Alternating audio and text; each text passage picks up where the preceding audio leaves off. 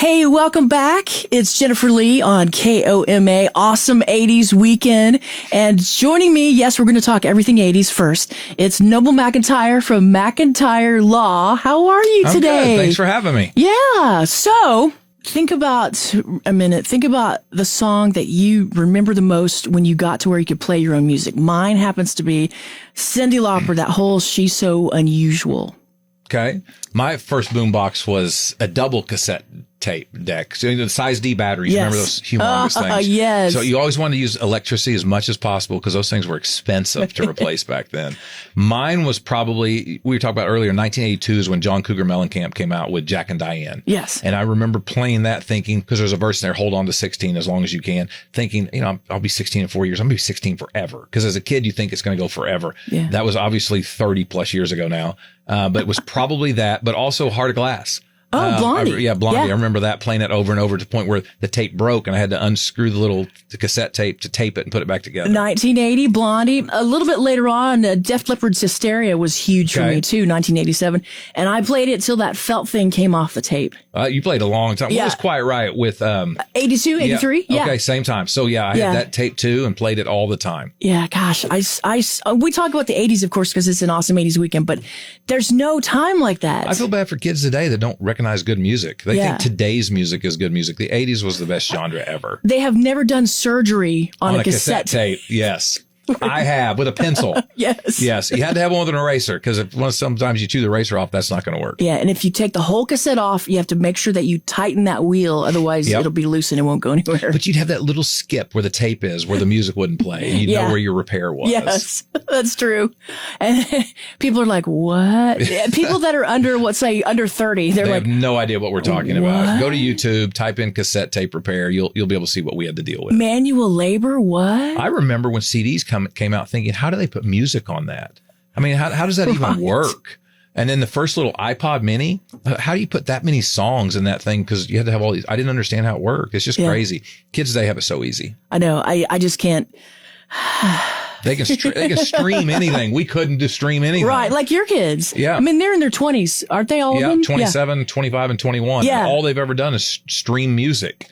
Whereas I remember when I traveled, that little suitcase thing with all the cassettes in it. Yes. Remember you'd buy those things? Yes. So you'd have, 60 different cassettes in there and that's what you'd pull your music from. You had to think about what you put on your playlist. And when you played a tape, you listened to that artist, all his songs. Whereas you're streaming something, you're getting multiple artists, song after song after song. Yeah, it's whatever algorithm is, and it's whatever this company, I won't mention names because this is the radio, whatever this group puts together for your algorithm. Right. Yeah. All right. Different times. We had it better. I know, we talk about the 80s a lot, but also let's talk about some law questions. We have some advice for Carly, who writes, here we go. My dad passed last year. My mom has been trying to sort everything out. They got married in a church in 1970, but the Social Security Administration came back and said that she was not legally married. And this got her to thinking that maybe this Carly and her husband, who got married in Las Vegas, maybe that won't be recognized when time comes and Carly needs to get his Social Security or whatever. Do you have to register in Oklahoma if you've been married somewhere else? No, the United States Constitution has the full faith and credit clause, which means if you have a recognized marriage in another state, all the other states are generally supposed to view that as a valid marriage. Now, the only difference was there was a time in this country where you would have same-sex marriage that was allowed in some states, but not others. And that clause didn't require those states to you view that as a valid marriage.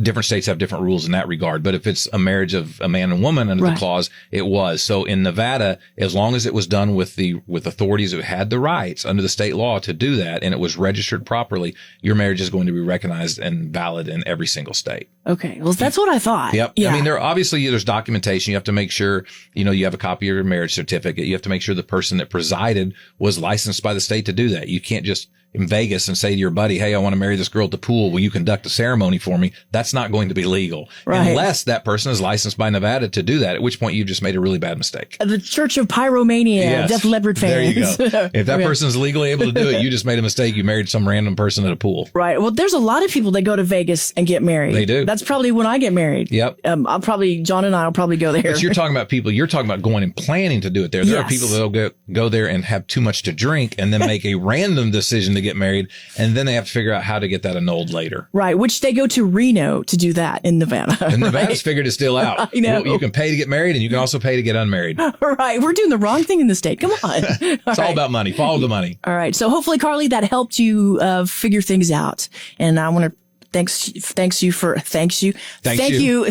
writing us. If you have legal advice that you need, as always, you can hit us up, email us, asknoble@tylermedia.com, or it's easy to find me. Noble@McIntyreLaw.com is my email address, or my phone number is just 777-7000. Give me a call. All right. Thanks, Noble McIntyre, McIntyre Law. As always, thank you. Thanks for having me. All right. Thanks.